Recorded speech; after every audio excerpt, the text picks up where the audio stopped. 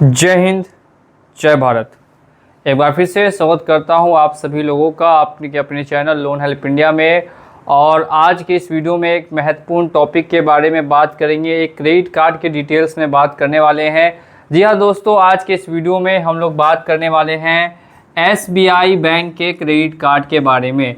अगर आपके पास SBI बैंक का किसी भी तरीके का क्रेडिट कार्ड है और अगर आप उसे डिफ़ॉल्ट कर चुके हैं या अगर आपको लग रहा है कि वो क्रेडिट कार्ड आपका डिफ़ॉल्ट होने वाला है, तो ये वीडियो देखना आपके लिए काफ़ी ज़्यादा इम्पॉर्टेंट है। आज के इस वीडियो में बात करते हैं SBI कंपनी अगर लोन या फिर आपका क्रेडिट कार्ड डिफ़ॉल्ट करते हैं तो क्या क्या प्रोसेस रहता है, क्या क्या ऐसे स्टेप्स रहते हैं जो कंपनी फॉलो करती है अपने लोन को रिकवर करने के लिए, और कहां कहां आपको सतर्क होना होगा ताकि आपके साथ किसी तरीके की दिक्कत ना आ सके और आप अपने लोन को किस तरीके से 10 से 15% में सेटलमेंट कर सकते हैं। सारी टॉपिक्स आज के इस वीडियो में क्लियर होने वाली है, तो वीडियो को स्टार्टिंग से लेके एंड तक बिना रुके आप लोगों को वॉच करना होगा।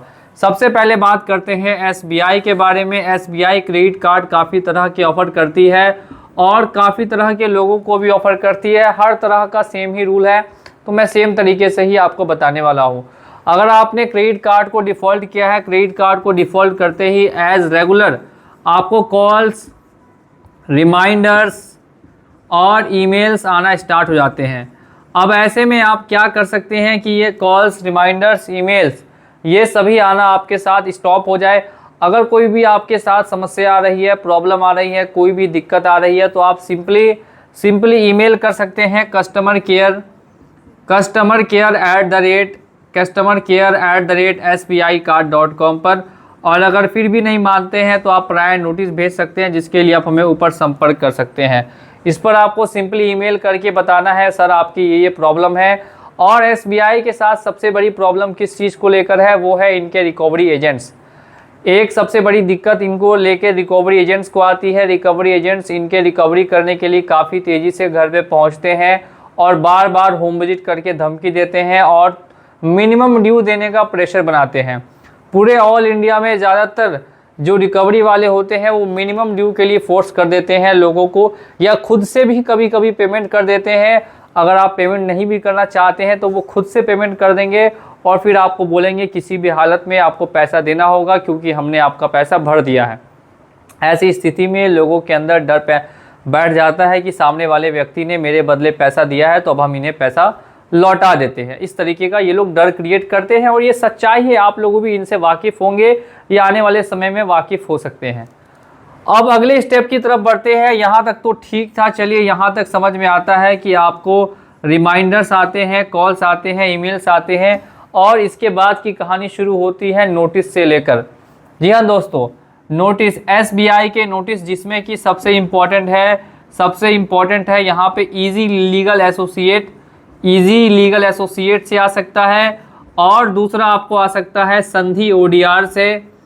ठीक है, ये 2-3 कंपनी के नाम बता रहा हूँ जहाँ से इनका टाई अप है और वहाँ से ज़्यादातर इनके नोटिसेस देखने के लिए मिलते हैं। और एक और है, वो है DSA लीगल करके, DSA लीगल। ये सारी कंपनियां हैं जिनसे SBI ने टाई अप कर रखा है। ये सब लीगल कंपनियां हैं और इन सभी के द्वारा आपको नोटिसेस देखने के लिए मिल सकते हैं और अलग अलग तरीके के नोटिसेस होते हैं। अगर बात करते हैं शुरू से, तो डिमांड नोटिस पहले आएगा, रिकॉल नोटिस बाद में आएगा, फिर आपको आर्बिट्रेशन के लिए बुलाया जाएगा। आर्बिट्रेशन का नोटिस आता है, उसका आप ऑब्जेक्शन नहीं करते हैं तो फिर अवार्ड का नोटिस आता है, फिर उसका भी ऑब्जेक्शन नहीं करते हैं तो अवार्ड के एग्जीक्यूशन का नोटिस आता है, और फिर लास्ट में अवार्ड को भी एग्जीक्यूट ये लोग कहीं कहीं करते हैं क्योंकि इनकी काफ़ी ब्रांचेस हैं। तो अगर आपको नोटिस आ रहा है आर्बिट्रेशन से रिलेटेड तो आप हमें व्हाट्सएप पे भेज सकते हैं उसकी ऑब्जेक्शन के लिए।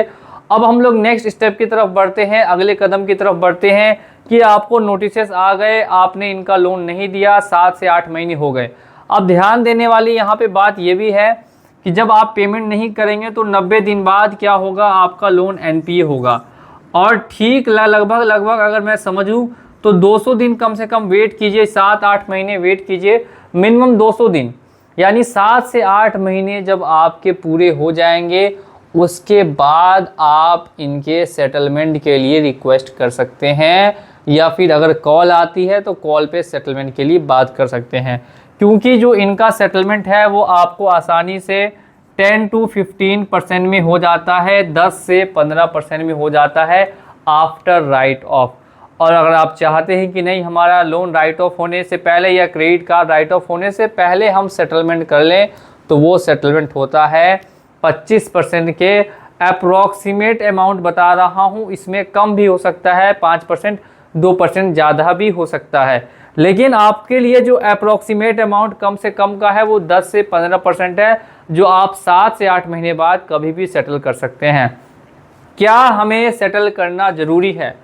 क्या होगा अगर हम इसका बिल नहीं सेटल करें? तो देखिए, बिल नहीं सेटल करने से बैंक कभी कभी 1 से 2% ऐसे केसेस होते हैं, हर जगह नहीं होता है, लेकिन क्या करेगी, आज 1 लाख का अमाउंट है, 5 साल बाद उसको 5 लाख का बना देगी।